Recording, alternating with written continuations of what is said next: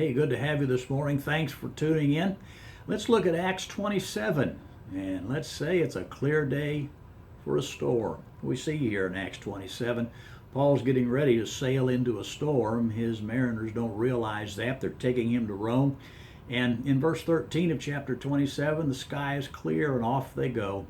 In verse 14, we see that a typhoon blows up and they are in real bad straits. You know, that happens to us from time to time, maybe some more than others.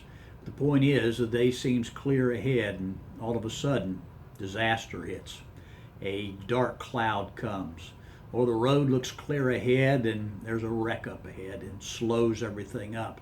Notice what these fellas did. Of course, we need to keep this in mind also, and that's the reason for the devotion this morning. The first thing they did is they tightened up the ship.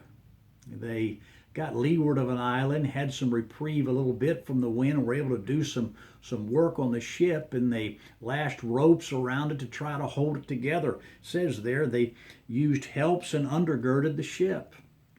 Now, these things ought to be done before you hit the storm, I guess, in our lives, but the ship would have no need for them. The storm came up, and immediately they began to fortify the ship. You know, when the storm comes, first thing we need to do is begin to fortify our spiritual lives. Go to God, in other words. Next thing they did is they started throwing things overboard that were not helpful in this storm, that would lighten the ship, so that it would help it not to sink through all the wind and waves. And they threw overboard the stuff, the lading, that which was not necessary. You know, that reminds me of Hebrews, where it says that we should lay aside every weight which doth so easily beset us. Not necessarily sins, but they could manifest into sin, but weights, things that are unnecessary. Let us lay them aside as these storms are here. And maybe we'll realize we don't need to pick them up again. But the next thing they do is, after the third day, they take what they thought was necessary for the sailing of the ship. And in calm weather would be, but in this weather it is not necessary. And that was the very equipment, the tackle of the boat. They threw it overboard and let the boat drift in the storm. And so they threw over what they thought was necessary. Sometimes when we're going through storms, the things we think that are important aren't really important as we thought they were. And that reminds me of Proverbs. Trust in the Lord with all thine heart, and lean not into thine own understanding. Then in verse 44, we see the outcome.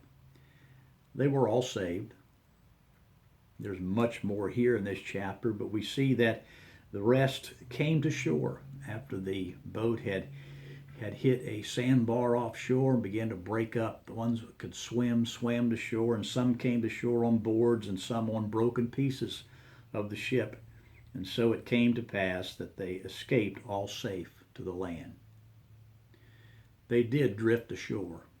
Some were on broken pieces of the ship, floating on boards they couldn't swim, but they were brought to safety. You know, it may be a clear day, and praise God for clear days and cool breezes. But when a storm comes, realize there's some undergirding we need to do. We need to tighten the ship up, the vessel. Go to God. Understand that we need to lay aside some weights lest we sink in this storm and tempest that's here. And then, you know, there are probably some things God's telling us aren't necessary in this vessel of ours. And we need to dump them fast, because it's crucial to our survival during this time.